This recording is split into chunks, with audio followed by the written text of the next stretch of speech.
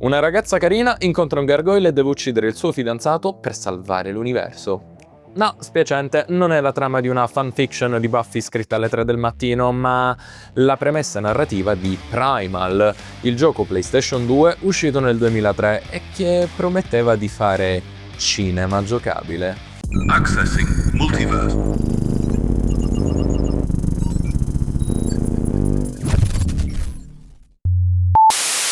Salve gente e benvenuti o bentornati nel multiverso imperfetto di un geek qualunque. Oggi parliamo di un cult PS2 amato da molti, sottovalutato da tanti e forse dimenticato da tutti.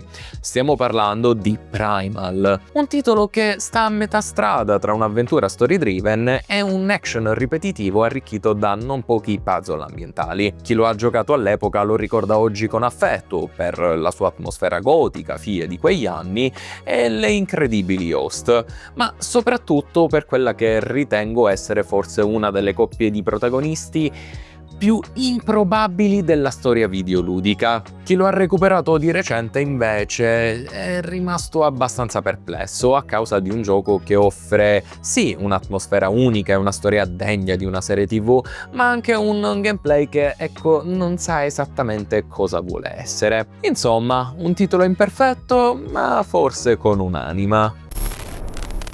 Primal fu sviluppato da Sony Computer Entertainment Studio Cambridge, famoso principalmente per l'iconico Medieval e Ghost Hunter, un altro cult sottovalutato e con una delle migliori grafiche PS2 dei suoi tempi. Lo studio verrà poi riconvertito in Guerrilla Cambridge nel 2012 per riorganizzazione interna, ma verrà poi chiuso definitivamente nel 2017. La prima bozza di Primal cominciò però a essere già sviluppata nel 1999, ovvero quando lo studio ricevette i primi dev kit di PlayStation 2. L'allora direttore creativo Chris Sorrell dichiarò che almeno inizialmente il progetto era nato come un semplice esperimento. Il team infatti voleva realizzare un gioco dove il mondo non si ferma mai, ovvero un gioco senza caricamenti evidenti, e per farlo, portarono al limite delle sue capacità la PlayStation 2. Al tempo stesso però volevano anche una esperienza narrativa con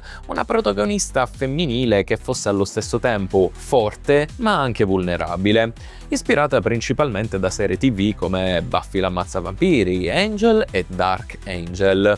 Delle serie TV iconiche di fine anni 90 e inizio del 2000 e che mischiavano perfettamente toni dark, ironia, romanticismo e anche un pizzico di teen drama. Nel 1999 inoltre lo studio era appena stato acquistato da Sony e il team voleva dimostrare di essere all'altezza di poter competere con i titoli AAA dell'epoca. Proprio per questa ragione il team si impegnò forse un po' troppo nella cura del comparto audio. Vennero infatti effettuate sessioni di doppiaggio in coppia per dare più naturalezza ai dialoghi, cosa molto rara all'epoca. Le host furono scritte ed eseguite da una vera band, ovvero i 16 Volt. Furono addirittura inserite registrazioni orchestrali della City of Prague Philharmonic Orchestra e fu rilasciata anche una Collector's Edition che comprendeva tra i vari contenuti extra tutte le soundtrack del gioco e una tessera VIP per un sito web ad oggi purtroppo scomparso. Il gioco fu presentato ufficialmente alle 3 del 2002 con una demo giocabile e fu ufficialmente rilasciato tra marzo e aprile del 2003. La storia ruota attorno a Jennifer Tate, detta Jen,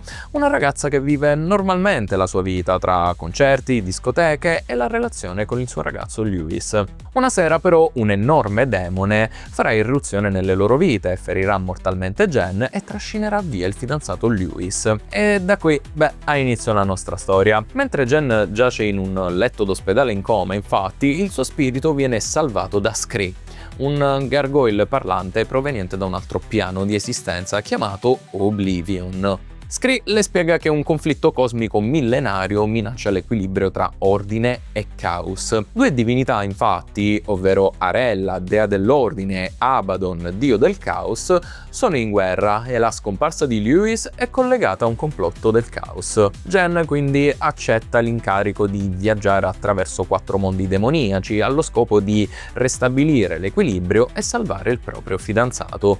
Un classico direte, ma c'è un twist. I 4 mondi di Oblivion sono stati pensati come mini civiltà. Ognuno ha la propria estetica, religione e razza dominante. Solum, per esempio, è un reame notturno e tribale, popolato principalmente da cacciatori feroci, i Ferai, e presenta un'architettura fatta di legno e ossa, in pratica una sorta di versione primitiva del pianeta dei Predator. Aquis invece è un regno subacqueo, decadente e in rovina, abitato dagli Undin, creature simili a sirene. È un mondo che offre momenti visivamente suggestivi e introduce la possibilità di nuotare in 3D, quindi letteralmente un vero incubo per le telecamere dell'epoca. Eta è invece un reame montano dominato dai vampirici Wright.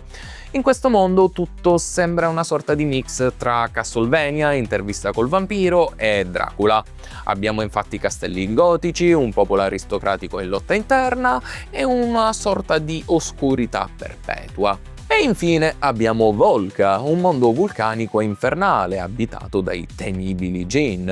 In questo mondo fanno da padrone fiumi di lava, statue colossali e palazzi orientaleggianti. È il livello più difficile del gioco, ma decisamente il più spettacolare. Ogni mondo inoltre funziona quasi come un episodio autoconclusivo di una serie TV, con il proprio protagonista locale, le proprie sottotrame e un boss finale. Purtroppo però la struttura a mondi, che avrebbe dovuto rendere la progressione varia, finisce invece per incastrarci in una sorta di loop abbastanza lineare. Infatti ci ritroveremo tutto il tempo a risolvere il conflitto di un regno, ottenere una nuova trasformazione, tornare nel hub centrale e partire per il mondo successivo. In pratica un viaggio che aveva in realtà lo scopo di far padroneggiare a Jen i poteri dei 4 regni demoniaci, il tutto per poter affrontare il boss finale. A fine avventura infatti Jen scoprirà che Lewis è diventato un avatar del caos e per poter salvare l'equilibrio dell'universo, dovrà sacrificare la persona che ama.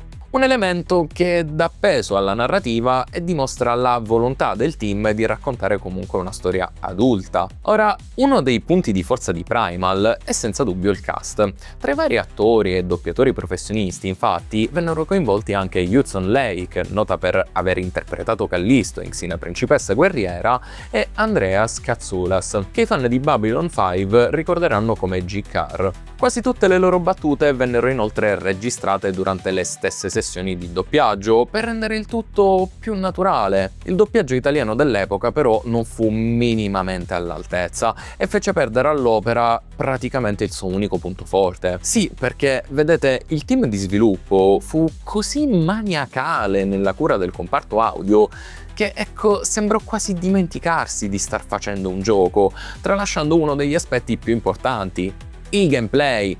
La ragione per cui oggi Primal non è esattamente un cult di successo super conosciuto va quindi probabilmente ricercata in quest'ultimo. Come accennato all'inizio, Primal è uno strano mix tra action adventure ed elementi puzzle. L'idea centrale ruotava attorno al controllo alternato dei due protagonisti. Jen infatti è la guerriera, combatte corpo a corpo, utilizza armi come le Nightbringer e soprattutto può trasformarsi in diverse forme demoniache legate ai mondi visitati. Ogni forma ha abilità e stili di combattimento differenti. La Ferai per esempio è veloce e usa gli artigli, l'Undin nuota e spara dardi d'acqua, la Wright manipola il tempo e combatte con fruste energetiche, mentre la forma Jinn resiste al fuoco e scatena attacchi spettacolari grazie alle doppie spade infuocate. La trasformazione però non è un semplice power up, ogni forma serviva anche per risolvere enigmi ambientali o superare ostacoli. Scree invece è il personaggio supporter, diciamo, essendo un gargoyle di pietra è praticamente immune a quasi tutti i pericoli ambientali come la lava o le acque velenose. Inoltre può arrampicarsi sui muri, possedere statue e attivare la maggior parte dei meccanismi presenti in game. Inoltre, cosa molto essenziale, raccoglie l'energia demoniaca che permette a Jen di mantenere le sue trasformazioni. In pratica è fondamentale nella risoluzione di quasi tutti i puzzle del gioco. Il passaggio tra i due personaggi inoltre può avvenire istantaneamente e praticamente in qualsiasi momento. In teoria è un colpo di genio che guardava al futuro, cioè due personaggi complementari con abilità diverse che collaborano per avanzare nell'avventura. In pratica però le situazioni in cui usare l'uno o l'altro risultavano spesso fin troppo evidenti. Cioè, entri in una stanza con un muro scalabile? Beh, usa Scree. Vedi un lago? Lo vuoi esplorare? Beh, usa la forma Undine di Gen. Il sistema di combattimento invece è forse l'aspetto più controverso di questo titolo. Per mantenere coerenza con l'esplorazione, gli sviluppatori decisero di mappare gli attacchi sui tasti dorsali del controller. L'idea era quella di non separare troppo il feeling dell'esplorazione da quello del combattimento. Il risultato? Beh, da un lato permetteva transizioni abbastanza fluide tra movimento e attacchi, ma dall'altro risultava decisamente strano.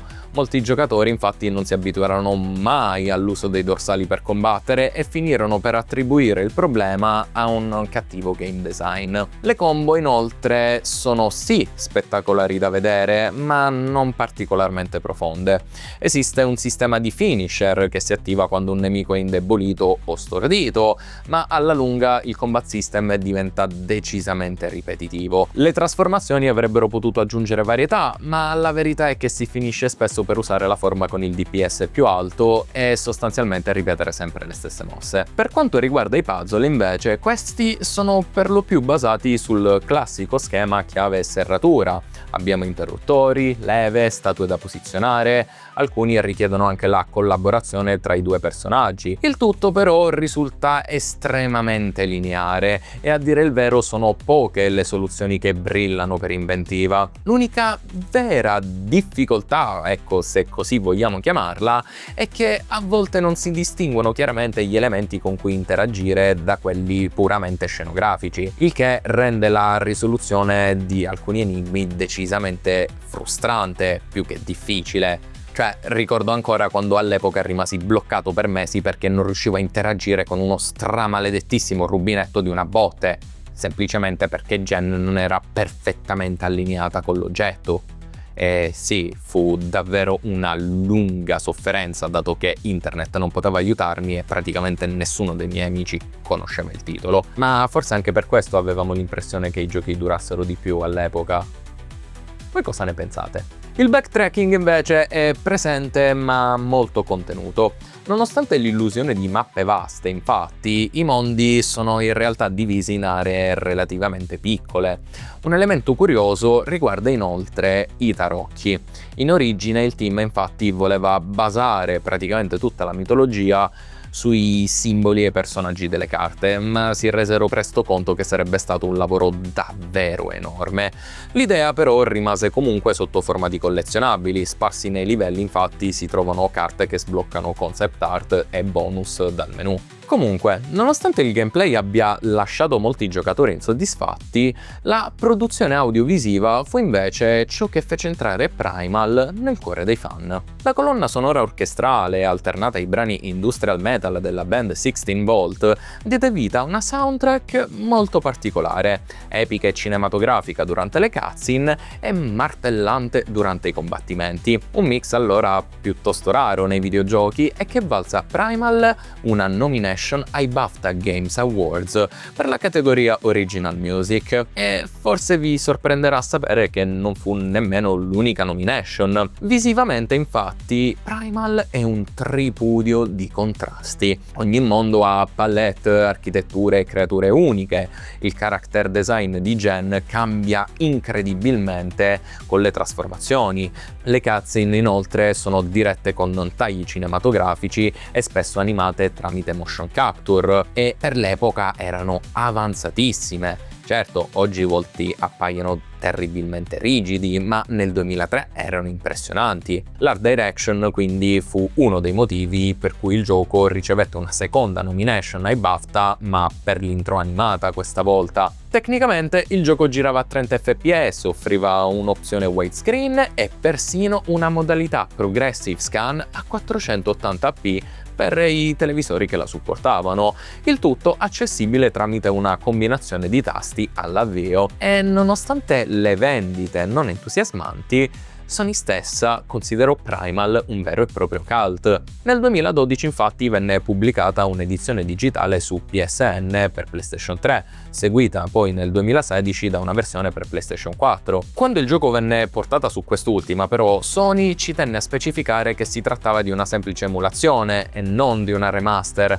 Furono aggiunti trofei, sì, ma la pagina del PlayStation Store avvertiva che, trattandosi di un titolo PlayStation 2, alcune funzioni avrebbero potuto comportarsi in modo diverso. In pratica era un modo elegante e gentile per dire non lamentatevi se la telecamera fa schifo perché è comunque un gioco di 15 anni fa. Ma hey, è bello che Sony abbia comunque deciso di riproporlo, permettendo così alle nuove generazioni di scoprirlo, anche perché all'uscita, il gioco non fu esattamente il successo sperato da Studio Cambridge. La critica infatti si divise aspramente, molti recensori lodarono grafica e colonna sonora. GameSpot, per esempio, parlò di valori produttivi eccellenti, ma ne criticò il gameplay fin troppo semplice. In Italia invece Multiplayer scrisse che il gioco era sì affascinante da vedere, ma fin troppo povero nelle dinamiche, con puzzle ovvi e ritmo lento. La media su Metacritic si attestò comunque intorno a un 73 su 100, segno di un titolo non disastroso, ma nemmeno abbastanza memorabile per il grande pubblico. Eppure Primal continua a sopravvivere come cult. Certo, non sono in tantissimi a parlarne, ma chi lo fa con affetto. Esistono speedrun, forum dedicati e persino fan che hanno tatuaggi identici a quelli di Gen. La ripubblicazione su PlayStation 3 e successivamente su PlayStation 4 hanno mantenuto vivo un piccolo filo di attenzione. Stranamente però non ho trovato dati pubblici chiari sui dati di vendita globale. Ho scoperto soltanto che Primal entrò nel 4° posto delle classifiche UK per sparire dai radar nel giro di qualche giorno. Ora, tra le possibili cause ci sono forse un tono troppo scuro e un'atmosfera di nicchia, un marketing poco chiaro, ma probabilmente il fatto di essere stato schiacciato da giganti dell'epoca come Metal Gear Solid 2. Ma forse la ragione più interessante è un'altra. Basta infatti guardare i contenuti extra del gioco per capire come il progetto abbia inseguito con così tanta convinzione la dimensione cinematografica, così tanto dal finire per sacrificare qualcosa per strada. Nelle interviste si parla quasi esclusivamente del doppiaggio, del lavoro con gli attori, della regia delle cutscene, della colonna sonora, della collaborazione coi 16 Volt, elementi importantissimi, attenzione, ma che raccontano anche molto bene quale fosse la vera priorità del progetto. E forse è proprio per questo che oggi Primal resta un titolo così strano e difficile da classificare. Non è un capolavoro, questo è certo, ma non è nemmeno un gioco mediocre. Piuttosto il ritratto di un momento preciso della storia del medium videoludico in cui quasi tutti gli studi cercavano ancora di capire quanto il videogioco potesse avvicinarsi al cinema. E Primal è uno di quei tentativi, imperfetto, sbilanciato, ma ancora oggi incredibilmente affascinante. E forse è proprio per questo che continua a vivere nel multiverso imperfetto di un geek qualunque.